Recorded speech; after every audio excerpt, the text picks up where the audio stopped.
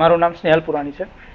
આજે આપણે green technology વિષયના chapter number 1 renewable energy resources વિશેની પહેલું લેક્ચરની વાત કરીશું. તો ગ્રીન ટેકનોલોજી સબ્જેક્ટ જે જીટીયુમાં ઓફર થાય છે સેમેસ્ટર નંબર 6 માં, એનો સબ્જેક્ટ કોડ છે 4360904 અને આપણું પહેલું ચેપ્ટર જે છે એ છે રિન્યુએબલ એનર્જી રિસોર્સિસ. તો રિન્યુએબલ એનર્જી રિસોર્સિસ આના વિશે થોડું બેસિક વાત કરવામાં આવે તો રિન્યુએબલ એટલે કે જેને ફરીને ફરી રિન્યુ કરી શકાતા હોય, એટલે કે જે વાતાવરણમાં બલ્ક અમાઉન્ટમાં તમને મળી રહેતા હોય, ફ્રી મળી રહેતા હોય અને જે પુનઃ પ્રાપ્ય છે, સાદી ભાષામાં આપણે કહીએ તો એને આપણે રિન્યુએબલ એનર્જી રિસોર્સ તરીકે ઓળખીએ છીએ. તો આવા રિસોર્સિસ વિશે વાત કરવા જતા પહેલા તમને ખબર હોવી જોઈએ કે ભાઈ કયા કયા ટાઈપના એનર્જી રિસોર્સિસ આપણી પાસે અવેલેબલ છે કે જેનો આપણે યુઝ કરી રહ્યા છીએ. તો આપણે બધા જ જાણીએ છીએ કે ઇન્ડિયા જે છે અત્યારે વર્લ્ડ લેવલ પર ફાસ્ટેસ્ટ ગ્રોઈંગ ઇકોનોમીની અંદરમાં ગણવામાં આવે છે અને બહુ જ સિગ્નિફિકન્ટ એનર્જી ડિમાન્ડમાં, જનરેશનમાં, એમ જ ડિસ્ટ્રીબ્યુશન ને બધી જ રીતે અને વપરાશમાં પણ આપણો નંબર આગળ ને આગળ વધતો જઈ રહ્યો છે, કેમ કે આપણે પર કેપિટા યુટિલાઇઝેશન જે કહેવાય એનર્જીનું એ વધી રહ્યું છે. આપણે રિન્યુએબલ અને નોન રિન્યુએબલ બંને પ્રકારના એનર્જી રિસોર્સનો યુઝ કરી અને આપણી જે ડેઇલી એનર્જી જરૂરિયાત જે છે એ સંતોષી રહ્યા છે. કન્ટ્રીની એનર્જી પોલિસી બી જે છે એ સસ્ટેનેબિલિટી, એનર્જી સિક્યુરિટી અને ઇકોનોમિક ગ્રોથ ઉપર જ ફોકસ કરે છે. અને આ બધા જ વસ્તુની પાછળ જે ઇમ્પોર્ટન્સ છે કે શેના માટે એનર્જી જરૂરી છે, તો આપણે સૌથી પહેલા જાણીએ છીએ કે ભાઈ કોઈ બી પાવર સેક્ટર છે, પાવર ઇન્ડસ્ટ્રીઝ છે, ટ્રાન્સપોર્ટેશન છે, તમે કોઈ પણ લેવલ લઈ શકો છો કે જેની અંદરમાં તમારે પાવરની એટલે કે એનર્જીની જરૂરિયાત રહે છે.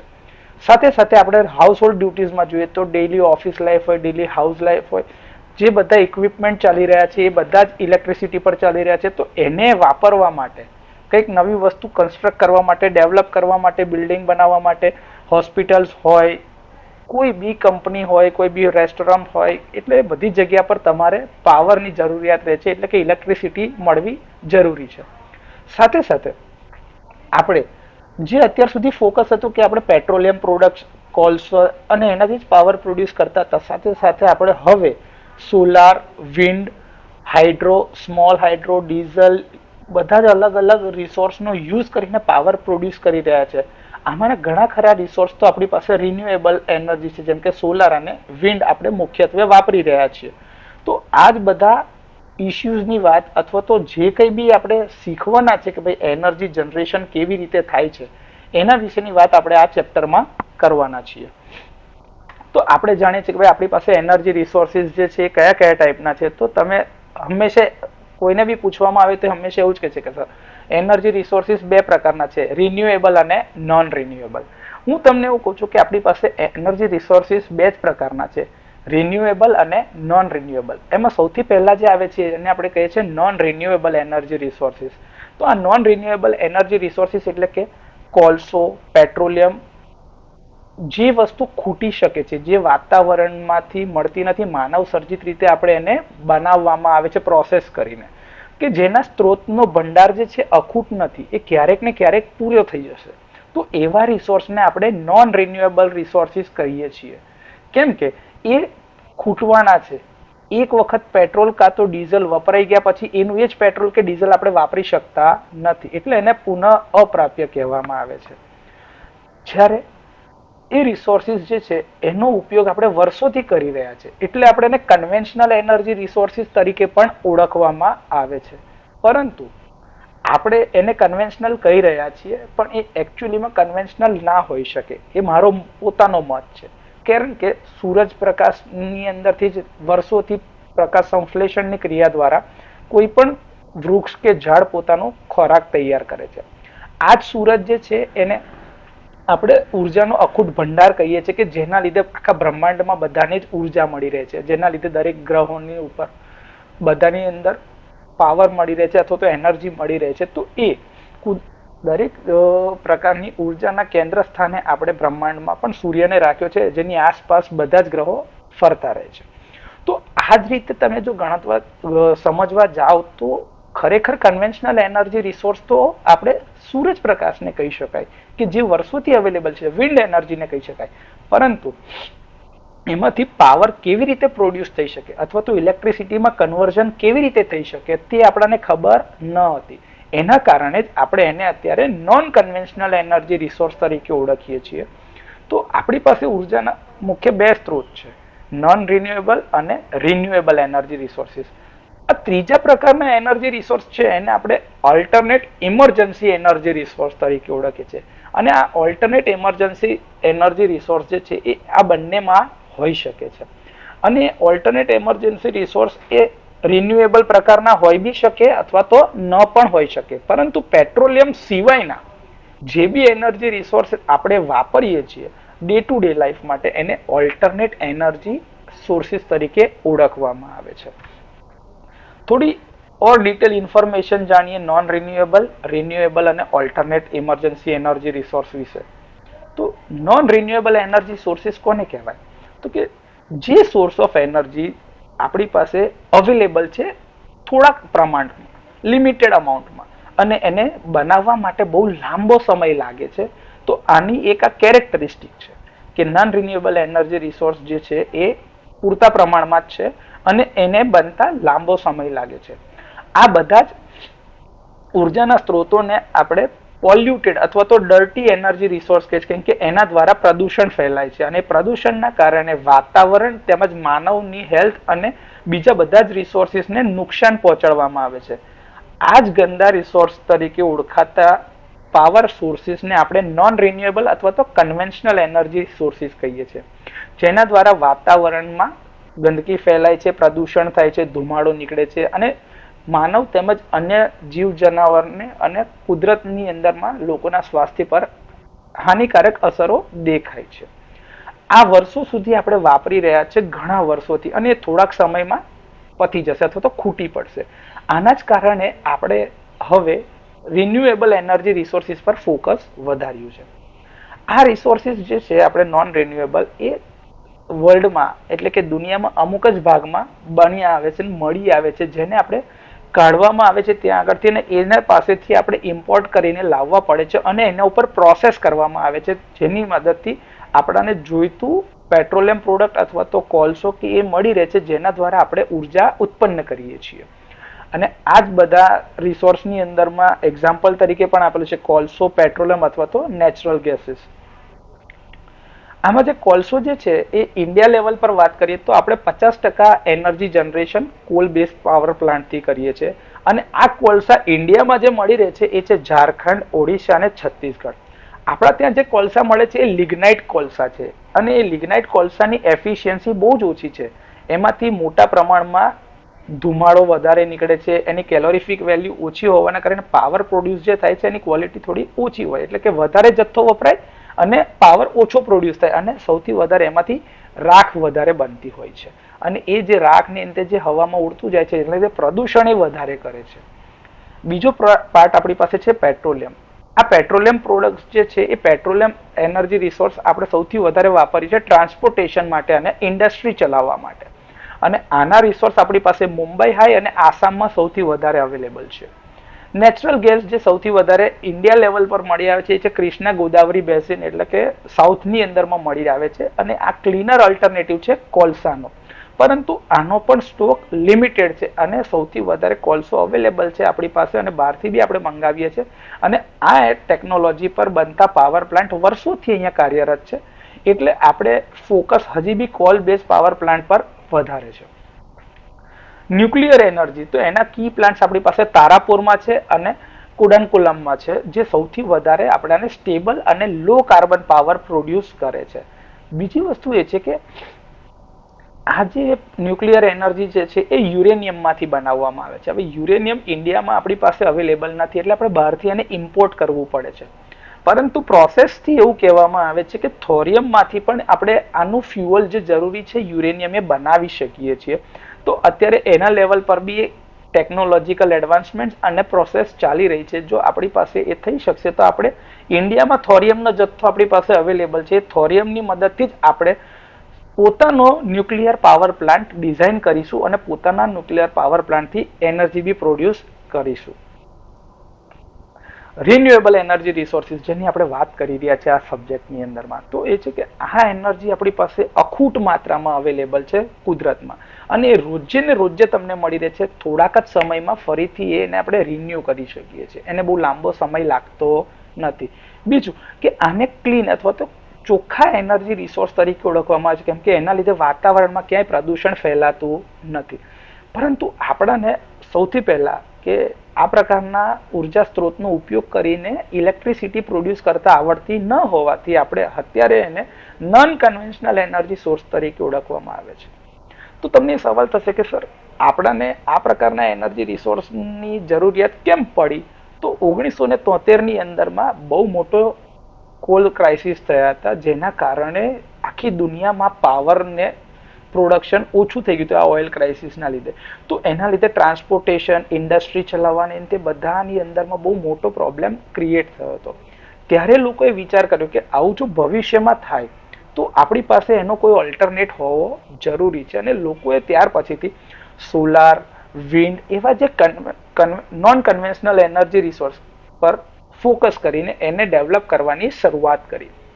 હવે આપણા જેવો દેશ જે છે કે જેની પાસે ભરપૂર માત્રામાં સૂરજ પ્રકાશ અને પવન ઉર્જા અવેલેબલ છે, તો એવા દેશે આની ઉપર વધારે ફોકસ કરવાની જરૂર છે. અત્યારે આપણો દેશ આની અંદર જ વધારે ફોકસ કરીને દિવસે ને દિવસે વધારે જનરેશન ઇન્જેક્ટ કરે છે સોલાર અને વિન્ડની મદદથી. એટલે કે સિસ્ટમની અંદરમાં રિન્યુએબલ એનર્જી રિસોર્સનું પ્રમાણ વધતું જઈ રહ્યું છે. અત્યારે આપણે જોઈએ તો આપણું જે જનરેશન જે છે રિન્યુએબલ એનર્જીથી વધી રહ્યું છે. એ મોંઘું બી પડે છે, પરંતુ એના લીધે વાતાવરણ પર અસર સારી થઈ રહી છે, અથવા તો કોઈ આડઅસર થતી નથી એવું કહી શકાય. જેમ જેમ ટેકનોલોજીકલ એડવાન્સમેન્ટ થતો જાય છે એમ એમ આ જનરેશનનો કોસ્ટ ઘટતો જઈ રહ્યો છે, જેનાથી આપણને ફાયદો થઈ રહ્યો છે. અને હવે થોડા સમય બાદ એવો પણ એક સમય આવશે કે જ્યારે આપણી પાસે વધારે એફિશિયન્ટ સોલાર જનરેશન હશે અથવા તો વધારે એફિશિયન્ટ વિન્ડ જનરેશન હશે, જેના લીધે તમારે ઊંચી એફિશિયન્સીથી તમે પાવર પ્રોડ્યુસ બી કરી શકશો, ટ્રાન્સમિટ બી કરી શકશો, અને એના લીધે નેચરની ઉપર કોઈ આડઅસર પણ નહીં થાય. રિન્યુએબલ એનર્જી રિસોર્સિસની જો આપણે વાત કરીએ તો આપણી પાસે સૂરજ પ્રકાશ સૌથી વધારે અવેલેબલ છે, કારણ કે ઇન્ડિયા જેવા કન્ટ્રીમાં જે વહેલી સવારમાં 6 વાગ્યાથી સાંજના 6 વાગ્યા સુધીમાં તમને 12 કલાક સુધી સૂરજ પ્રકાશ અવેલેબલ હોય છે, જેના લીધે તમે સારું એવું જનરેશન કાઢી શકો છો. આપણી પાસે સૌથી વધારે પોટેન્શિયલ છે, અને લગભગ 2030 સુધીમાં આપણો ટાર્ગેટ છે કે આપણે 280 ગીગાવોટ સુધીનું સોલાર પાવર ઇન્જેક્ટ કરતા થઈએ. એટલે કે આપણી જે ડેલી એનર્જી નીડ્સ છે એ આપણે શિફ્ટ કરી દઈએ સોલાર ઉપર. વિન્ડ એનર્જી તો અત્યારે ઇન્ડિયા કરન્ટલી આખા વર્લ્ડમાં 4થા નંબર પર છે પાવર પ્રોડ્યુસ કરવાની દ્રષ્ટિએ, અને એ નંબર કદાચ બદલાયો બી હોઈ શકે છે, કાં તો ત્રીજો કાં તો બીજો નંબર પર હોઈ શકે છે. હાઇડ્રો પાવર આપણી પાસે મોટા મોટા હાઇડ્રો પાવર સ્ટેશન્સ અવેલેબલ છે, પરંતુ આપણે સ્મોલ હાઇડ્રોની અંદર પણ વિકસવાનું ચાલુ કર્યું છે, જેથી કરીને નાના નાના પ્રોજેક્ટ્સથી આપણે આજુબાજુના વિસ્તારને પણ પાવર આપી શકીએ.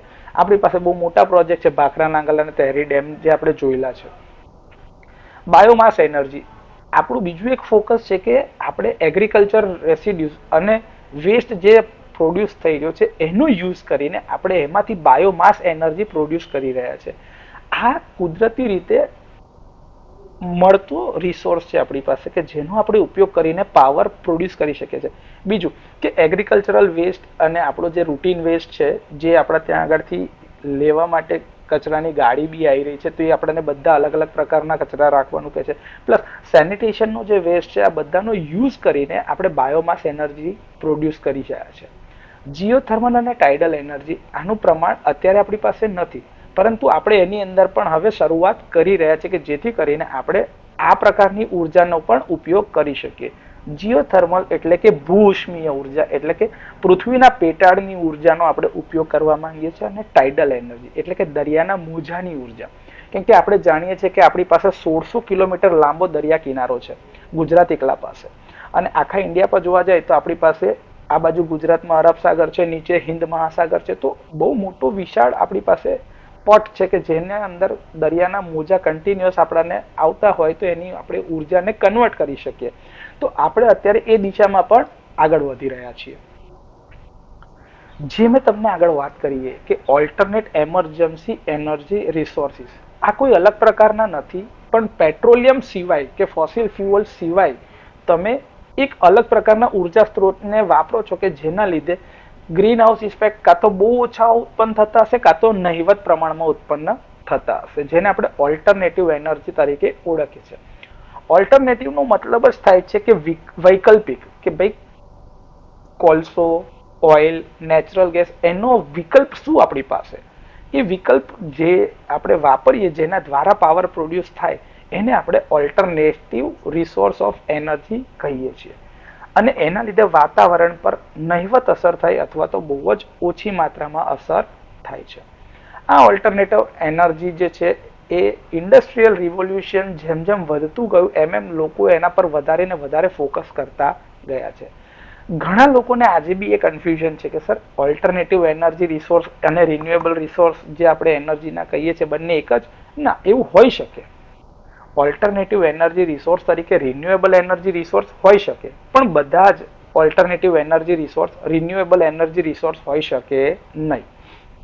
એક ઉદાહરણ સાથે સમજીએ. જેમ કે જો સોલાર પાવરની આપણે વાત કરીએ તો સોલાર પાવર જે છે એ રિન્યુએબલ એનર્જી રિસોર્સ છે અને કોલ બેઝ પાવર પ્લાન્ટનો એક વિકલ્પ છે, એટલે કે એક ઓલ્ટરનેટિવ છે. આપણે ઇલેક્ટ્રિક વ્હીકલ જે છે એને ચાર્જ કરવા માટે બેટરીનો યુઝ કર્યો તો એ પેટ્રોલ સિવાય તમે બીજો યુઝ કર્યો પાવર સોર્સ તરીકે બેટરી, જેની અંદરમાં કેમિકલ રિએક્શનથી તમને ઇલેક્ટ્રિસિટી પ્રોડ્યુસ થાય છે, તમારું વ્હીકલ ગતિ કરે છે. તો એને તમે વૈકલ્પિક એટલે કે ઓલ્ટરનેટિવ એનર્જી રિસોર્સ કહી શકાય. એ જ રીતે ન્યુક્લિયર પાવર, તો ન્યુક્લિયર પાવર જે છે એને ઓલ્ટરનેટિવ કહી શકાય કેમ કે એમાં ન્યુક્લિયર ફ્યુઅલ વપરાય છે, એમાં કોઈ બી પેટ્રોલિયમ પ્રોડક્ટ કે કોલસો વપરાતો નથી. તો એને તમે ઓલ્ટરનેટિવ એનર્જી રિસોર્સ કહી શકો, પણ એના લીધે બી વાતાવરણને અસર તો થાય છે, ધુમાડો તો એમાં બી થાય જ છે, પોલ્યુશન તો એમાં થાય છે, ન્યુક્લિયર વેસ્ટ તો એમાં બી બની રહ્યો છે, તો એ રિન્યુએબલ એનર્જી રિસોર્સ નથી. તો આ વસ્તુ એ તફાવત સમજાવવા માટે જ એક્ઝામ્પલ લીધા છે કે દરેક રિન્યુએબલ એનર્જી રિસોર્સ જે છે એ ઓલ્ટરનેટિવ રિસોર્સ બની બી શકે અને ન પણ હોઈ શકે, જ્યારે દરેક ઓલ્ટરનેટિવ રિસોર્સ જે છે એ રિન્યુએબલ હોય એવું જરૂરી પણ નથી. એ રિન્યુએબલ હોઈ પણ શકે અથવા તો ન પણ હોઈ શકે. તો આ રીતે આપણી પાસે જે 3 પ્રકારના એનર્જી રિસોર્સની આપણે વાત કરી, મુખ્યત્વે હજી પણ કહું છું કે 2 જ પ્રકારના એનર્જી રિસોર્સ છે. ઓલ્ટરનેટ એમરજન્સી એનર્જી રિસોર્સ એ આ બધાની અંદરથી કાઢેલો એક ત્રીજો ભાગ છે, એ ત્રીજો કોઈ પ્રકાર છે નહીં. અત્યારે જે આજની તારીખમાં આપણે વાત કરીએ તો આપણી પાસે જે લેટેસ્ટ ડેટા અવેલેબલ છે કે ભાઈ ઇન્ડિયાની ટોટલ ઇન્સ્ટોલ્ડ કેપેસિટી જે છે 30/11/2024 સુધીની અંદરમાં, આ ડેટા આપણી પાસે સેન્ટ્રલ ઇલેક્ટ્રિસિટી ઓથોરિટી દ્વારા અવેલેબલ વેબસાઇટ ઉપરથી જ આપણે લીધેલો છે, કે જેમાં સેન્ટ્રલ સ્ટેટનું જનરેશન મેગાવોટમાં છે 104,452.93 મેગાવોટ. ટોટલ આટલું જનરેશન જે આપણી પાસે છે એમાં 22.86% સેન્ટ્રલ જનરેટ કરે છે, સ્ટેટ વાઇઝ જનરેશનમાં 23.71% અને પ્રાઇવેટ સેક્ટરથી જે જનરેશન થઈ રહ્યું છે 53.41%. એ જ રીતે આપણી પાસે ફ્યુઅલ વાઇઝ જો આપણે જોવા જઈએ તો આપણી પાસે કોલ બેઝ જનરેશન જે છે એ ટોટલ જનરેશનના 46.20% જેટલો ભાગ ભજવે છે. લિગ્નાઇટ જે છે 1.44%માં, ગેસ જે છે 5.43% જનરેશનમાં ભાગ ભજવે છે અને ડીઝલ બહુ જ ઓછા પ્રમાણમાં પાવર જનરેશનમાં આપણે યુઝ કરી રહ્યા છીએ. જે આપણું ઇન્ટરેસ્ટ છે અત્યારે જાણવા માટે એ છે કે આપણી પાસે ટોટલ 44.99% એટલે લગભગ 45% RES એટલે કે રિન્યુએબલ એનર્જી રિસોર્સથી પાવર પ્રોડ્યુસ થઈ રહ્યો છે, જેમાં હાઇડ્રો એકલાથી 10.28% અને બાકીનું જે રહ્યું 34.71%થી પાવર પ્રોડ્યુસ થાય છે. આ 34.71%ની અંદરમાં વિન્ડની મદદથી 10.49% અને આપણે મેજરલી જેના પર ફોકસ કરીએ છીએ છે સોલાર 20.61%, બાયોમાસ અથવા તો કોજનરેશનથી 2.34%, વેસ્ટથી આપણે 13% જેટલો અને સ્મોલ હાઇડ્રો પાવર પ્લાન્ટથી 1.11% જેટલો પાવર આપણે પ્રોડ્યુસ કરી રહ્યા છે. જો આ જ વસ્તુ આપણે ડિટેલ એની વેબસાઇટ ઉપરથી જોવી હોય તો હું તમને આ વેબસાઇટ ઉપરથી બી બતાવી શકું એમ છું કે જે આંકડો આપણે જે લીધો એ જે આપણે ડેટાની વાત કરી રહ્યા છીએ આ જો ટોટલ ઇન્સ્ટોલ્ડ કેપેસિટી, અને આ જે છે આપણી પાસે એ ગવર્મેન્ટના ઓફિશિયલ રિસોર્સ પરથી અવેલેબલ છે. પાવર સેક્ટર એટલે ગ્લાન્સ તમે જોશો તો આ તમે જે જોઈ રહ્યા છો એ તમને એક્ઝેક્ટ એ જ બતાવે છે કે ભાઈ કે આપણી પાસે 30/11/2024 દરમિયાનમાં આ રિપોર્ટ છે સેન્ટ્રલ ઇલેક્ટ્રિસિટી ઓથોરિટી તરફથી જે આવેલો છે એ જ રિપોર્ટની આ પીડીએફ ઓપન કરી છે મેં તમને, જેમાં સેન્ટ્રલનું જનરેશન દેખાય છે, સ્ટેટનું જનરેશન, પ્રાઇવેટ સેક્ટરથી આ જનરેશન એના પર્સન્ટેજ તમને દેખાઈ રહ્યા છે. એની જ અંદરમાં કોલ બેઝ જનરેશન કેટલું છે, lignite base, gas base, diesel base કેટલું જનરેશન છે એ દેખાય છે. અને આ પર્સન્ટેજ વાઇઝ કે આપણું ટોટલ રિન્યુએબલ એનર્જીનું પર્સન્ટેજ છે 45%, જેમાં હાઇડ્રો એકલું 10.3% છે અને બાકી 34.7%ની આજુબાજુ જે છે એ વિન્ડ, સોલાર અને અધર રિન્યુએબલ એનર્જી રિસોર્સિસથી પાવર પ્રોડ્યુસ થઈ રહ્યા છે, જે મેં તમને આગળ બતાવ્યા. ન્યુક્લિયરથી આપણે પાવર પ્રોડ્યુસ કરીએ છીએ 1.8%નો, અને આ બધાનો ટોટલ સરવાળો તમે કરો એટલે 100% પાવર જે પ્રોડ્યુસ થાય છે આટલો થાય છે, 4,56,757 મેગાવોટ એનર્જી. આ ડેટા આપણી પાસે 30/11/2024 છે, જે સૌથી લેટેસ્ટ અવેલેબલ હતો એ આપણે આ વેબસાઇટ ઉપરથી તમને બતાવી રહ્યા છે. જે તમને કહી રહ્યો છું કે ભાઈ દિવસે ને દિવસે આપણે રિન્યુએબલ જનરેશનમાં વધારો થઈ રહ્યો છે. તો આપણો 2024-25નો આપણે ટાર્ગેટ ફિક્સ કર્યો છે 1900 બિલિયન યુનિટ BU સુધીનો જનરેશન, જેમાં 9.3%નો ગ્રોથ આપણે એસ્ટિમેટ કરીને કાઢેલો છે કે આપણે જે 1738.828 બિલિયન યુનિટ ગયા વર્ષ સુધીનું જે જનરેશન હતું એને આપણે 1900 બિલિયન યુનિટ સુધી પહોંચાડવાના છીએ. જો એ એસ્ટિમેશન તમારે જોવું હોય કે દર વર્ષે કેટલો ગ્રોથ થયો છે, તો આપણે 2009-10થી જનરેટ કરવાનું જે ગ્રોથ છે એ એન્જિન જોઈએ તો 808.498 બિલિયન યુનિટ જે જનરેટ કરતા 7.56%નો ગ્રોથ હતો એ વર્ષે. એને નવા વર્ષે કમ્પેર કરીએ તો એમાં 5.59%ના વધારા સાથે આપણી કેપેસિટીમાં વધારો તો 850.387. આ દર વર્ષે વધતા આ 2020-21ની અંદરમાં પોટેન્શિયલમાં ઘટાડો આવ્યો છે. કોરોનાના લીધે આ 2019-20 અને 20-21ના વર્ષ છે એમાં જનરેશનમાં ગ્રોથ બહુ ઓછો જોવા મળે છે, પણ એનો ધીરે ધીરે આપણે વધારો કરતા અત્યારે આપણે આટલી જનરેશન કેપેસિટી સુધી પહોંચી રહ્યા છીએ. આપણે આની અંદર દિવસે દિવસે વધારો જ કરવા માંગી રહ્યા છે. જેના પ્લાન્ટ લોડ ફેક્ટર એટલે કે efficient utilisation of the coal and lignite base પ્લાન્ટની વાત કરીએ તો આપણે એની અંદર સારા પ્લાન્ટ મળી શકે, અથવા તો જે એફિશિયન્ટ હોય એ પ્લાન્ટને ચલાવવાના, જે પ્લાન્ટ એફિશિયન્ટ ના હોય એને થોડાક ટાઈમ માટે બંધ રાખી શકાય. તો એના માટે આપણે પ્લાન્ટ યુટિલાઇઝેશન ફેક્ટર ઉપર બી આધારિત રાખીએ છીએ જનરેશનને. આપણી જે પાવર સપ્લાયની જે પોઝિશન છે, જે મેં તમને કીધું કે ભાઈ 2009-10ની અંદરમાં આપણી રિક્વાયરમેન્ટ હતી 8,30,594 મિલિયન યુનિટ્સ, અને એ ટાઈમે આપણે જનરેશનની અવેલેબિલિટી આપણી પાસે હતી 7,46,644, અને આપણી ડેફિસિટ હતી એટલે કે આપણે બહારથી ઉર્જા માંગવી પડતી હતી. ઇન્ટર કન્ટ્રી પાવર ટ્રાન્સફર બી થતા હતા, જેમ કે ઇન્ડિયાથી પાકિસ્તાન, ઇન્ડિયાથી બાંગ્લાદેશ, ઇન્ડિયાથી નેપાળ, ઇન્ડિયાથી ચાઇના, આવી રીતે આપણે એક કન્ટ્રીથી બીજા કન્ટ્રી બી પાવર ટ્રાન્સફર કરીએ છીએ. તો આપણે આ જરૂરિયાત સંતોષવા માટે બીજા ઉપર આધારિત હતા પહેલા. જો તમે આ જોઈ રહ્યા હો તો 2009-10નો સિનારીઓ કે જેમાં આપણે પાવર બીજા ઉપર આશ્રિત હતા કે ભાઈ અમારે જરૂરિયાત છે, તમે અમને પાવર આપો.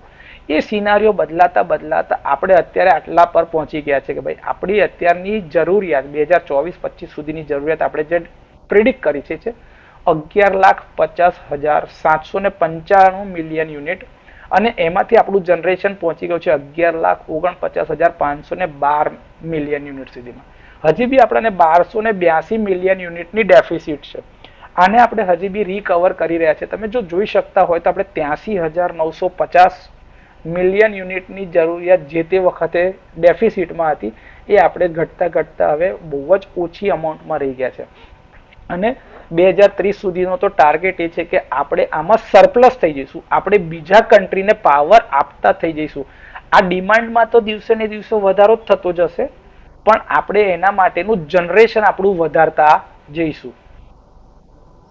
જો આજે તમને ગ્રાફ દેખાતા હોય તો તમે ગ્રાફ જો 2009-10ની અંદરમાં આપણું total generation including renewable energy રિસોર્સિસને ગણીને દેખાય છે તમને. દિવસે ને દિવસે આનો ગ્રાફ વધતો જાય છે. આ યર વાઇઝ વેલ્યુ છે અને આ બધી બિલિયન યુનિટ્સમાં છે. નીચે દેખાતી હોય તો આંકડા એનો ગ્રાફ છે.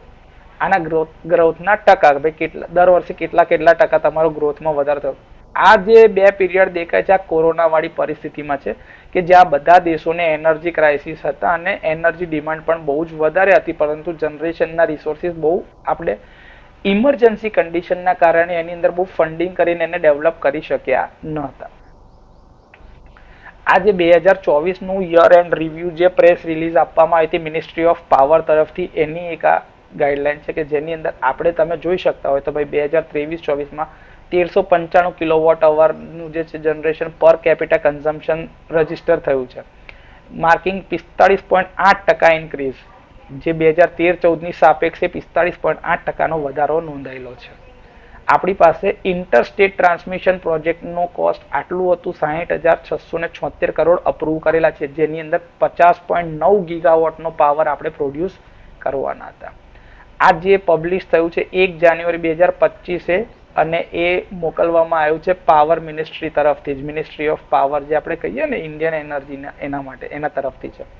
તો એની અંદરની જો તમે આ લીફલેટ જોશો તો તમને ખબર પડશે કે ભાઈ આપણા ટાર્ગેટ શું છે, આપણે શું અચીવ કરીને બેઠા છે, શેની અંદર આપણું વધારે ફોકસ છે. તો જો તમે જોતા હશો ને જનરેશનમાં તો જો લખ્યું છે significant growth in installed capacity, તો આપણે 83.8%નું ઇન્ક્રીઝ કર્યું છે, જેમ એમાં 249 ગીગાવોટ માર્ચ 31, 2014 થી લઈને અત્યાર સુધીમાં આપણે પહોંચી ગયા છે 457 ગીગાવોટ નવેમ્બર 30, 2024 સુધીમાં. તો આટલું વધારે જનરેશન આપણે એક્સપાન્ડ કરી ચૂકેલા છીએ. અને સૌથી વધારે ફોકસ જે કરવામાં આવ્યું છે એમાં તમે જોતા હોય તો 91 ગીગાવોટ જે છે એ સોલાર પાવરમાં, 27 ગીગાવોટ પાવર વિન્ડથી આપણે પ્રોડ્યુસ કરી રહ્યા છે, 3.2 ગીગાવોટ બાયોમાસથી, 1.3 ગીગાવોટ સ્મોલ હાઇડ્રોથી અને total approximately 6.3 gigawatt large hydro power generation કેપેસિટીથી. તો આપણે ક્લીન એનર્જી પ્રોડ્યુસ કરવા માટે વધારે ફોકસ કરી રહ્યા છે. આપણે અમુક થર્મલ પાવર સ્ટેશન બંધ બી કરી રહ્યા છે અને અમુકને રીડિફાઇન કરીને પ્લાન્ટ યુટિલાઇઝેશન ફેક્ટર વધારીને એને વધારે ટાઈમ ચાલી શકાય એવી રીતે કરી રહ્યા છે. હજી પણ આપણો આધાર કોલ બેઝ પાવર પ્લાન્ટ ઉપર જ છે, એટલે આપણે એની સ્ટોક જે છે એને વધારી રહ્યા છે આપણી પાસે, જેથી કરીને આપણે બીજા કોઈ બી કન્ટ્રીમાં કોઈ બી આડઅસર થાય અથવા તો ફાઇનાન્શિયલ ક્રાઇસિસ આવે અથવા તો ક્યાંક કોકની સાથે વોર સિચ્યુએશન એટલે કે ઇમરજન્સી કન્ડિશન આવી જાય તો આપણી પાસે અમુક દિવસ સુધીનો કોલસો અવેલેબલ રહે એવી આપણે વ્યવસ્થા રાખેલી છે. હાઇડ્રો પ્રોજેક્ટ્સની અંદર આપણે વધારો કરી રહ્યા છે, બીજા પમ્પ્સ, હાઇડ્રો સ્ટોરેજ કે ભાઈ આપણે સ્ટોરેજ સિસ્ટમ ઉપર બી ફોકસ કરી રહ્યા છે કે ભાઈ સોલરનો પાવર સવારે અવેલેબલ હોય તો એ જ પાવરને આપણે વધારે લાંબો ટાઈમ સ્ટોર કરી રાખીએ અને જ્યારે જરૂર હોય અને સોલર અવેલેબલ ના હોય ત્યારે એ પાવર વાપરી શકાય, એના માટે આપણે સ્ટોરેજ સિસ્ટમનો યુઝ કરી રહ્યા છે. એની અંદર આપણે ફોકસ કરીએ છીએ પમ્પ હાઇડ્રો સ્ટોરેજમાં, અને એ ના મળે તો આપણી પાસે બીજો એફિશિયન્ટ એનર્જી રિસોર્સ છે બેટરી એનર્જી સ્ટોરેજ સિસ્ટમમાં. અત્યારે આપણે એક બીજી વસ્તુ પર ફોકસ કરી રહ્યા છે જેને આપણે કહીએ છીએ જનરેશન શેડ્યુલિંગની સાથે સાથે લોડ શેડ્યુલિંગ. કેમ કે આપણી જે ટેરિફ જે છે ઇલેક્ટ્રિસિટીના ટેરિફ એ બદલાઈ રહ્યા છે અને એની અંદર તમે સાંજના ટાઈમે અમુક લોડ વાપરો તો તમને ઓછા પૈસે પાવર મળશે અને એ જ કામ જો તમે સવારના કરતા હશો તો તમારે વધારે પૈસા ચૂકવવા પડશે. આને જ કહેવામાં આવે છે લોડ શેડ્યુલિંગ. આવી ઘણી બધી પોલિસી છે, જો તમે ટેરિફ સ્ટ્રક્ચર તમારું જોતા હશો તો તમને આ વિશે થોડો અંદાજો આવી શકે છે. આપણે ટ્રાન્સમિશન નેટવર્ક બી ઊભું કર્યું છે, જેના માટે આપણે જે વાત કરી આ રહ્યું જો 50.9 ગીગાવોટનું ઇન્ટરસ્ટેટ ટ્રાન્સમિશન પ્રોજેક્ટનો કોસ્ટ પણ અપ્રૂવ કરેલો છે સરકારે. એટલે આપણે એટલું પાવર જનરેશન વધારવા પર ફોકસ કરીએ જેથી કરીને પાવર એક સ્ટેટથી બીજા સ્ટેટમાં મોકલી શકાય અને આ જ પાવરને આપણે એકોમોડેટ કરી શકીએ છીએ. પ્લસ રાઇટ ઓફ વે એટલે કે જ્યારે તમારે નવા પાવર પ્લાન્ટ અથવા તો ટ્રાન્સમિશન યુટિલિટીની જરૂરિયાત હોય તો જે ખેતરને જે કોઈકની યુટિલિટી વચ્ચે આવતી હોય તો એના આપણે સરકાર હસ્તગત કરવા માટે એને એનું કમ્પન્સેશન ચૂકવવામાં આવે છે, જેને કહેવામાં છે રાઇટ ઓફ વે. તો એના માટેની બી ગાઈડલાઈન બદલી છે સરકારે અને એની અંદર બી ખેડૂતોને જેની જમીન છે એને વધારે ને વધારે સારા રૂપિયા ચૂકવવામાં આવી રહ્યા છે, જેથી કરીને એ જમીન પર આપણાને પાવર પ્લાન્ટ અથવા તો ટ્રાન્સમિશન યુટિલિટી માટેના ટાવર ઇન્સ્ટોલ કરવાની પરમિશન મળી શકે, એની જગ્યા મળી રહી શકે. એવી રીતે આપણે ડિસ્ટ્રીબ્યુશન સેક્ટરમાં બી સારો એવો વધારો કરી રહ્યા છે, કેમ કે આપણે રૂફટોપ સોલાર સિસ્ટમ પર વધારે ફોકસ કરીને દરરોજ નવા રૂફટોપ ઇન્ક્લુડ કરી રહ્યા છે, જેના લીધે આપણું પાવર જનરેશન જે છે એ સોલાર ઉપર જ વધી રહ્યું છે. અને અત્યારે આપણે જોઈ રહ્યા છીએ તો જે ખેતી લાયક જમીન હોવા છતાં એમાં કોઈ પાક ઉત્પન્ન ના થતો હોય તો એવી જમીનોને સરકાર અત્યારે સોલાર ફાર્મ ડેવલપ કરવા માટે વાપરી રહી છે. તો ખેડૂતો પોતાની જમીન આવી રીતે પણ સોલર પાવર પ્લાન્ટ બનાવવા માટે અથવા તો ઇન્સ્ટોલેશન માટે આપીને પીએમ કુસુમ યોજનાનો લાભ લઈને ઘણી બધી આવી રીતે પાવર પ્રોડ્યુસ કરી રહ્યા છે અને એનું ડેઇલી જનરેશન સોલાર પાર્કથી ગ્રીડને મળી રહ્યું છે. એટલે આપણે એટલો જ કોલસો ઓછો બાળવો પડે છે, જેના લીધે વાતાવરણને આડઅસરથી બચાવી શકાય, ધુમાડા પ્રદૂષણથી બચાવી શકાય છે. એનર્જી કન્ઝર્વેશન માટેની જે વાત કરી તો આપણે નવા ચાર્જિંગ સ્ટેશન બનાવી રહ્યા છે, બેટરી એનર્જી સ્વેપિંગ સ્ટેશન બી ફોકસમાં છે અને આપણે વધારે ને વધારે આ ગ્રીડ દ્વારા ઉત્પન્ન થતી ગ્રીડમાં જતી એનર્જી ક્લીન એનર્જી દ્વારા, તો એ જ્યારે બલ્કમાં હોય, જરૂરિયાત કરતાં વધારે પાવર પ્રોડ્યુસ થઈ રહ્યો છે ત્યારે એને સ્ટોર કરવા માટેની ગાઈડલાઈન બી સરકારે આપી છે. એ પ્રમાણે ઈવી ચાર્જિંગ સ્ટેશનો બી બધી જગ્યાએ બની રહ્યા છે ને બેટરી સ્ટોરેજ પણ આપણી પાસે ડેવલપ થઈ રહ્યા છે.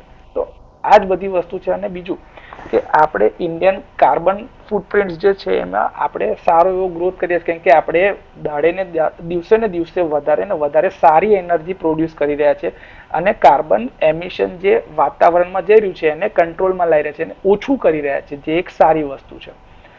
હવે આપણે સોલારથી ચાલતી સ્ટ્રીટ લાઇટ પર બી ફોકસ કરી રહ્યા છે, જેથી કરીને સ્ટ્રીટ લાઇટ જે એલઈડીની છે સ્માર્ટ હોવી જોઈએ, એનર્જી એફિશિયન્ટ હોવી જોઈએ અને સોલાર પાવર પર જ ચાર્જ થતી હોય એવું બી આપણું ફોકસ છે. બીજા ઘણા બધા પાવર ટ્રાન્સમિશન અને જનરેશનની સાથે સાથે યુટિલાઇઝેશનના બી નોર્મ્સ સરકારે આપેલા છે. એ તમે એનો મેન્ડેટ જોતો તો આવું કંઈક ને કંઈક જે આપણાને અવેલેબલ હોય રિસોર્સ, એ ન્યૂઝ તમે ફોકસ કરીને વાંચશો અથવા તો સમજશો તો તમને આના પરથી બી ઘણી ઇન્ફોર્મેશન મળી શકે છે. બીજું જે છે આપણે જે વાત કરી કે ભાઈ 30/11/2024માં દરેક અલગ અલગ પાવર સ્ટેશનથી કેટલા પાવર પ્રોડ્યુસ થઈ રહ્યા છે, તો એમાં નોર્ધન રિજનની વાત કરીએ એટલે કે ઉત્તર વિભાગમાં તો આટલું જે પાવર પ્રોડ્યુસ થઈ રહ્યા છે એ સ્ટેટમાં કેટલું થઈ રહ્યું છે, પ્રાઇવેટ સેક્ટરમાં કેટલું થઈ રહ્યું છે, સેન્ટ્રલ સેક્શનમાં કેટલું થઈ રહ્યું છે. એમાં કોલ બેઝ પાવર પ્લાન્ટ હોય, લિગ્નાઇટ, ગેસ, ડીઝલ અને આ બધા જ થર્મલ પાવર પ્લાન્ટની કેટેગરીની અંદરમાં છે. એટલે કે આ બધા જ આવશે નોન રિન્યુએબલ, એટલે કે કન્વેન્શનલ એનર્જી સોર્સિસથી તમે કેટલો પાવર પ્રોડ્યુસ કરી રહ્યા છો એ. આ જે છે ન્યુક્લિયરથી કેટલો પાવર પ્રોડ્યુસ થઈ રહ્યો છે, કયા સ્ટેટમાં, ક્યાં આગળ જગ્યા પર. રિન્યુએબલની મદદથી કેટલો પાવર તમે પ્રોડ્યુસ કરી રહ્યા છો એની આ વાત છે. અને આ છે ટોટલ ગ્રાન્ડ ટોટલ, કે આટલું ટોટલ નોર્ધન રિજનનું પાવર જનરેશન કેટલું છે તો કે છે 1,29,750.75 મેગાવોટ. એવી જ રીતે વેસ્ટર્ન રિજનનું ટોટલ છે 1,52,871.36, સધર્ન રિજનનું છે 1,32,461.30, ઈસ્ટર્ન રિજનનું છે 36,012.24, નોર્થ ઈસ્ટર્નનું છે 5502.18, આઇલેન્ડ જે છે એનું જનરેશન છે 159.67. આ આઇલેન્ડ એટલે અંદમાન નિકોબાર લક્ષદ્વીપની આપણે વાત કરી રહ્યા છે. અને આખા ઇન્ડિયામાં જો તમે વાત કરતા હોય તો એનું ટોટલ જનરેશન આટલું મળી રહ્યું છે. આની અંદરથી જે આપણને જનરેશન મળી રહ્યું છે, ટોટલ ઇન્સ્ટોલ્ડ કેપેસિટી જે આ રિન્યુએબલની આપણે વાત કરી રહ્યા છે, એક્સેપ્ટ પેલું હાઇડ્રો પાવર પ્લાન્ટ, તો small hydro, wind, biomass power અથવા તો કો જનરેશનથી વાત કરી છે, વેસ્ટ ટુ ધી એનર્જી અને સોલારથી, તો આટલું તમારું ટોટલ જનરેશન મળે છે રિન્યુએબલ એનર્જી રિસોર્સિસથી આખા ઇન્ડિયા લેવલ પર. તમે બધા સ્ટેટ વાઇઝ હવે જુઓ, ધારો કે નોર્થન રિજન હોય તો એમાં દિલ્હીમાં કેટલું છે, હરિયાણામાં કેટલું છે, હિમાચલ પ્રદેશમાં કેટલું છે, જમ્મુ કાશ્મીરમાં, પંજાબ, રાજસ્થાન, ઉત્તર પ્રદેશ, ઉત્તરાખંડ, ચંદીગઢ.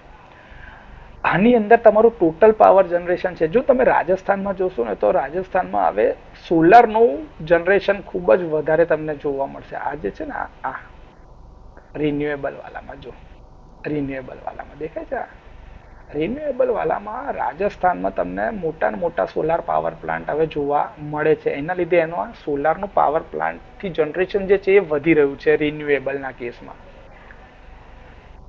એ જ રીતે હવે આપણે વાત કરીએ વેસ્ટર્ન રિજનમાં ગોવા અને ગુજરાત. આપણા ગુજરાતની અંદર બી તમે જુઓ તો આ રહ્યું રિન્યુએબલ એનર્જી રિસોર્સનું પ્રમાણ જે તમને દેખાઈ રહ્યું છે. આપણે બી સારો એવો ગ્રોથ કરી રહ્યા છે ઇન્ડિયા લેવલ પર. બધી જ રીતે ગુજરાત, રાજસ્થાન, જેની પાસે આ બધા રિસોર્સ અવેલેબલ છે, આ તમે જોઈ શકો છો. બધા જ આપણા જે વેસ્ટર્ન રિજનની અંદરમાં કયા કયા છે તો કે ભાઈ ગોવા, ગુજરાત, મધ્યપ્રદેશ વચ્ચે સેન્ટરમાં છે, છત્તીસગઢ, મહારાષ્ટ્ર, દાદરા એન્ડ નગર હવેલી અને દીવ દમણ જે આપણી યુનિયન ટેરિટરી છે ત્યાં આગળનું જનરેશનની વાત છે. આ જ વસ્તુ છે સધર્ન રિજનમાં આંધ્રપ્રદેશ, તેલંગાણા, કર્ણાટકા, કેરલા, આ બધાની અંદર તમે જો જોશો ને તો આંધ્રપ્રદેશમાં જો તમે જુઓ તો તમારે વિન્ડની અંદરમાં જનરેશન સારું એવું જોવા મળશે. MNRE જો દેખાય છે આ રીતે રિન્યુએબલમાં બધી જગ્યાએ તમે જોશો તો તમને કર્ણાટકાનું પોટેન્શિયલ સારું એવું જોવા મળી રહ્યું છે. એ જ રીતે તમિલનાડુમાં બી સારું પોટેન્શિયલ છે રિન્યુએબલથી.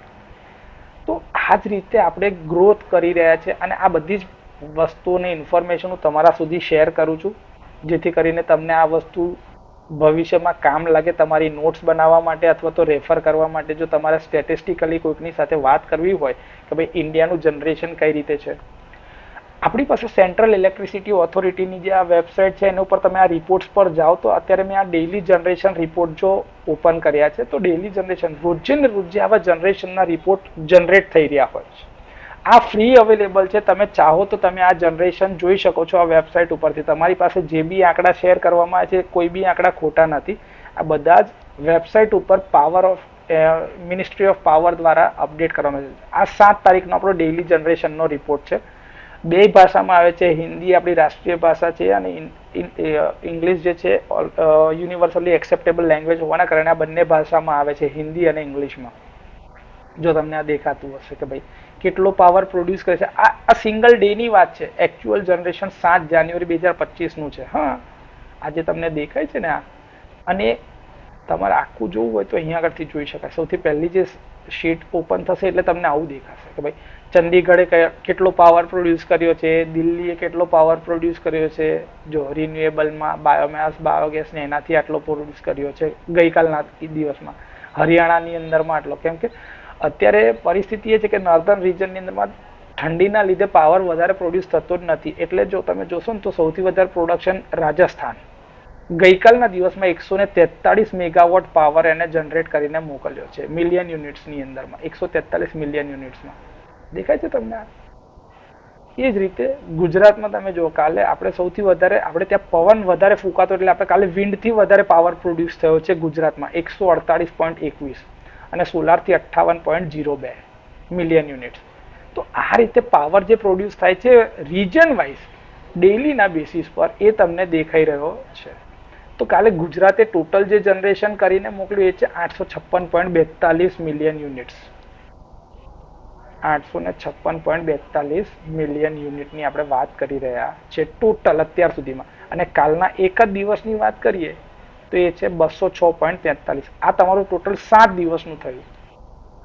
જે આપણા 7 દિવસ અત્યાર સુધી થયા એ 7 તારીખ સુધીનું એટલે 7 દિવસનું જનરેશન આટલું છે. અને આ જે છે એ ગઈકાલ એકલાનું છે. જો 148.21 અને 58.02 મિલિયન યુનિટ. અને આ જે છે કો જનરેશન અથવા તો નાના રિન્યુએબલ એનર્જી રિસોર્સિસથી જે થતું હોય તો રાજસ્થાન કરતાં બી આપણું જનરેશન કાલે વધારે છે. હવે વિન્ડથી જો પાવર વધારે પ્રોડ્યુસ થતું હોય તો સધર્ન રિજનની અંદરમાં બી સારો એવો પાવર પ્રોડ્યુસ કર્યો હશે એ લોકોએ. જો દેખાય છે તમને કર્ણાટકા સોલારથી વધારે, કેમ કે પવન વધારે હોય તે બી સારું નથી. એટલે એ ટાઈમ દરમિયાન બી વિન્ડ સ્પીડના ઓપરેશનને કંટ્રોલ કરવામાં આવે છે. આપણે જેમ જેમ ડિટેલમાં ભણતા જઈશું આ બધા સબ્જેક્ટમાં પ્રોજેક્ટ પાવર વિશે ત્યારે તમને આ બધી વિશે વધારે ખબર પડતી જશે. તો આ રીતે ડેઇલી જનરેશનના રિપોર્ટ બી તમે જુઓ અને કયા પાવર પ્લાન્ટથી કેટલું જનરેશન આવ્યું છે એ બી દેખાય છે. જો જેમ કે આપણે ગુજરાતના પાવર પ્લાન્ટની વાત કરીએ તો આપણી પાસે કયા કયા છે જોઈ બતાવો તમને એક જ મિનિટ.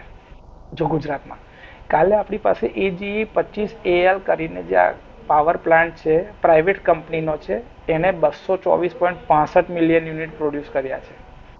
બીજો જે યુનિટ છે એને 237, ત્રીજા યુનિટ જે છે એને 62.50, ચોથો યુનિટ છે એને 100.10. આવી રીતે ગુજરાતના આપણા પાવર પ્લાન્ટ છે. પછી આ ESPL છે, ગંધાર સોલાર જે છે એને આટલો પાવર પ્રોડ્યુસ કર્યો છે.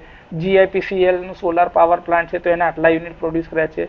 GSEC2 જે છે એને આટલો પાવર પ્રોડ્યુસ કર્યો છે. GSECL RSP સોલાર જે છે એને આટલો પાવર પ્રોડ્યુસ કર્યો છે. પછી આપણી પાસે કવાસ સોલાર છે એને આટલા યુનિટ પ્રોડ્યુસ કર્યા છે. એવી રીતે SGEL જે છે તો એને આટલા પ્રોડ્યુસ કર્યા છે. એ તમારે કામ લાગી શકે એમ છે, કેમ કે આપણી પાસે આટલા પાવર સ્ટેશનો અવેલેબલ છે ગુજરાત લેવલ પર. જો તમે જોતા હશો તો બધા જ આખી લોકેશનને કવર કરેલા છે. તો આવી જ રીતે દરેક પાવરનું જનરેશન કેટલા યુનિટમાં આવી રહ્યું છે એ આખી આ ડેઇલી શીટ અવેલેબલ હોય છે પાવર સેક્ટરની વેબસાઇટ ઉપર, ministry of new and renewable energy રિસોર્સિસની વેબસાઇટ, કે જેના ઉપર આ ડેઇલી ડેટા તમારી પાસે અવેલેબલ હોય છે. તમે અહીંયા સેન્ટ્રલ ઇલેક્ટ્રિસિટી ઓથોરિટીની વેબસાઇટ ઉપર જઈને રિપોર્ટ્સમાં જઈને daily generation report, daily call report, daily renewable generation report તમારે આખો જોઈતો હોય તો બી તમે કાઢી શકો છો. ડેઇલી કન્ઝમ્પશન ગેપ રિપોર્ટ બી તમે કાઢી શકો, ભાઈ કેટલું કન્ઝમ થયું છે ને આપણે ક્યાંથી કેટલો પાવર મંગાવવો પડ્યો છે અથવા તો આપણે ક્યાં આગળ વધારે પાવર જનરેટ કર્યો છે. એના મંથલી રિપોર્ટ્સ બી અવેલેબલ છે, ક્વાર્ટરલી રિપોર્ટ્સ બી અને એન્યુઅલ રિપોર્ટ્સ, કે જેના ઉપરથી આપણે બધા આંકડા લઈને આ પીપીટી શરૂઆતમાં બનાવી છે. ઓપરેશનની અમુક જે ગાઈડલાઈન છે કે ભાઈ કયા નિયમો આધાર આ કામ કરી શકે, પાવર પ્લાન્ટ બનાવવો હોય તો તમારે કયા નિયમોનું ધ્યાન રાખવાનું છે, એ બધી ગાઈડલાઈન, રેગ્યુલેશન્સ ને બધું જ અહીંયા અવેલેબલ હોય છે.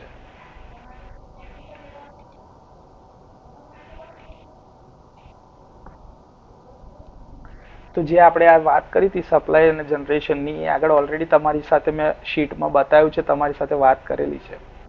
હવે આ જ બધા ફોસિલ ફ્યુઅલના કારણે વાતાવરણ પર શું અસર થાય છે?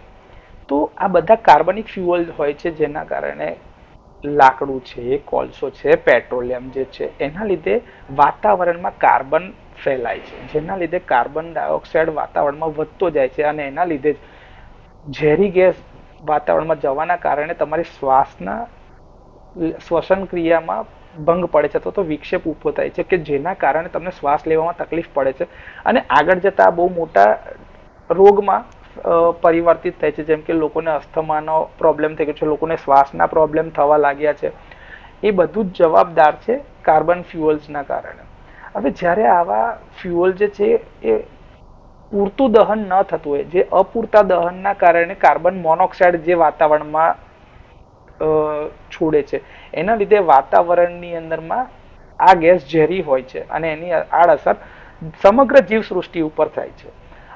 આપણે જો કોલસો જે છે એને ખુલ્લા રૂમની જગ્યાએ બંધ રૂમમાં જો તમે બાળતા હોય અથવા તો કોલસાને લીધે બંધ, કેમ કે જે બોઇલર છે એ બંધ જ હોય છે, તો એની અંદર જે રૂમની અંદર જે વ્યક્તિ રહેતો હોય અથવા તો બોઇલરની જે નજીક રહેતો હોય એ આ કાર્બન મોનોક્સાઇડના કારણે મૃત્યુ પણ પામી શકે છે. ફોસિલ ફ્યુઅલના કારણે બહુ મોટી અમાઉન્ટમાં કાર્બન ડાયોક્સાઇડ રિલીઝ થાય છે વાતાવરણમાં, જેના કારણે ગ્રીન હાઉસ ગેસના કારણે વાતાવરણનું તાપમાન પણ વધી રહ્યું છે, જેના લીધે ગ્લોબલ વોર્મિંગની અસર દેખાય છે. અને આપણે જોઈ રહ્યા છીએ કે ગ્લોબલ વોર્મિંગના કારણે એન્ટાર્કટિકામાંથી બરફ જે છે એ પીગળી રહ્યો છે, આપણા હિમાલયમાંથી બી બરફ પીગળી રહ્યો છે. આપણે ત્યાં આગળ એવું થઈ રહ્યું છે કે ભાઈ તાપમાન દિવસે ને દિવસે વધી રહ્યા છે. આપણી સિઝન બરોબર જે પહેલા 4 મહિના હતી એ પ્રમાણે 4 મહિનામાં હવે સિઝન રહી નથી. ગમે ત્યારે વરસાદ બી પડી જાય છે, એસિડ વર્ષા થાય છે, જે આપણે સાંભળ્યું છે. આ બધી જ વસ્તુ માટે જવાબદાર છે કાર્બન ડાયોક્સાઇડનું વધારે પડતું પ્રમાણ, જે આ ફોસિલ ફ્યુઅલ્સના કમ્બશનના કારણે જ થાય છે. બીજું કે કોલસો અને ડીઝલ જે છે એને બાળવામાં આવે તો સલ્ફર ડાયોક્સાઇડ ગેસ પ્રોડ્યુસ થાય છે, જેને SOx આપણે કહીએ છીએ. આ ગેસ જે છે એટલા બધા કાટ કરી નાખે એવા હોય છે, જેથી કરીને તમારી વસ્તુઓ જલ્દી કટાય છે એના વાતાવરણના સંપર્કમાં આવવાના કારણે. આપણે જોઈએ તો ભરૂચ અને અંકલેશ્વર જેવા ઇન્ડસ્ટ્રીયલ એરિયાની અંદરમાં સૌથી વધારે વેહિકલને તમે જોશો ને તો એને ક્ષાર બી લાગેલો હોય, કાટ બી લાગેલો હોય છે, એ કટાય છે. રસ્ટિંગ જે થાય છે એના માટે આ ગેસ પણ એટલો જ જવાબદાર છે. એના લીધે વાતાવરણમાં શ્વાસ લેવામાં તકલીફ થાય, સફોકેશન ક્રિએટ થાય છે. પેટ્રોલના કારણે આવા ઓક્સાઇડ્સમાંથી નાઇટ્રોજન ક્રિએટ થાય છે, જે નોક્સ પ્રોડ્યુસ થઈ રહે છે. તો આ સોક્સ અને નોક્સના કારણે રેઇન વોટર જે છે એ પોલ્યુટ થાય છે, જેના લીધે એસિડિક રેઇન વોટર થાય છે, જેને આપણે એસિડ રેઇન તરીકે અથવા તો એસિડ વરસાદ જે આગળ તમને કીધું એવું થઈ શકે છે. અને એની આડઅસર ઝાડપાન, પશુ પક્ષીઓ અને આપણા ઉપર પણ અસર થાય છે. અને બીજું કે જે તમારા જાહેર સ્મારકો જે તમે મૂકેલા હોય છે એના ઉપર બી એની આડઅસર દેખાય છે. ફોસિલ ફ્યુઅલના કારણે વાતાવરણની અંદરમાં સારું એવું નુકસાન થાય છે અને એને જ્યારે આપણે બાળવામાં આવે છે ત્યારે આ જે ગ્રીન હાઉસ ગેસીસના લીધે જે થાય છે એના લીધે ક્લાઇમેટ ચેન્જની ઉપર અસર થાય છે. એના માટે આપણે જ જવાબદાર છીએ. અને આમાંથી જે ઇકોસિસ્ટમ જે છે, જેમ કે આ ધુમાડાના કારણે આકાશમાં ઉડતા પક્ષીઓ, એ જ ઝાડપાનની ઉપર જે એની અસર થાય છે, એ ઝાડપાનની ઉપર જીવતી સૃષ્ટિ દરિયાની અંદરમાં જે મરીન લાઈફ જે છે એ બધાની ઉપર આની આડઅસર થાય છે અને એના કારણે એમનું સર્વાઈવલ ઓછું થાય છે. થોડા સમય પહેલા જો તમે જોયું હોય ને તો એવું હતું કે ભાઈ દરિયાઈ જીવો મોટી ને મોટી વ્હેલ માછલીઓ જે હતી, શાર્ક જે હતી, એ મરેલી તણાઈ આવતી હતી દરિયાકાંઠા સુધી. તો એ કેવી રીતે થયું? એને ત્યાં તો કોઈ મારવા જતું નથી, પરંતુ આવું જે પોલ્યુટેડ પાણી હોય અથવા તો આ જે ધુમાડો હોય એની આડઅસરના કારણે એ વ્યક્તિ અથવા તો એ જીવ પોતાનું અસ્તિત્વ ટકાવી શકતું નથી. જો એ અસર એ લોકોની થઈ શકે છે તો એવી જ આડઅસર આપણા પર બી થઈ શકે છે. અને હ્યુમન લાઈફ પર અત્યારે તમે જુઓ તો દરેકને કેન્સર થવું સામાન્ય બાબતોમાં આવી ગયું છે. કોઈક ને કોઈક પ્રકારે કેન્સર થઈ શકે છે, કોઈક ને કોઈક કારણથી એને એબનોર્માલિટી આવી રહી છે અને કોઈક ને કોઈક કારણે એને રોગ થઈ રહ્યા છે. આ બધી જ આડઅસર છે ફોસિલ ફ્યુઅલના કારણે વાતાવરણ પર જે થાય છે. યર વાઇઝ ટોટલ જનરેશનનો જે ગ્રોથની વાત કરી એ તમને અગાઉ જ વાત કરીને પેલી વેબસાઇટ ઉપર બતાવ્યું છે, એ જ તમારા કામનું છે અને આ બધી જ પીડીએફ તમારી સાથે હું શેર કરીશ. બરોબર છે? તો આજે અહીં સુધીનું જ રાખીએ છીએ આપણે. નેક્સ્ટ લેક્ચરથી આપણે advance non conventional energy sources તરીકે જે આપણે ઉપયોગમાં લઈએ છીએ એના વિશે થોડી ડિટેલમાં ઇન્ફોર્મેશન લઈશું.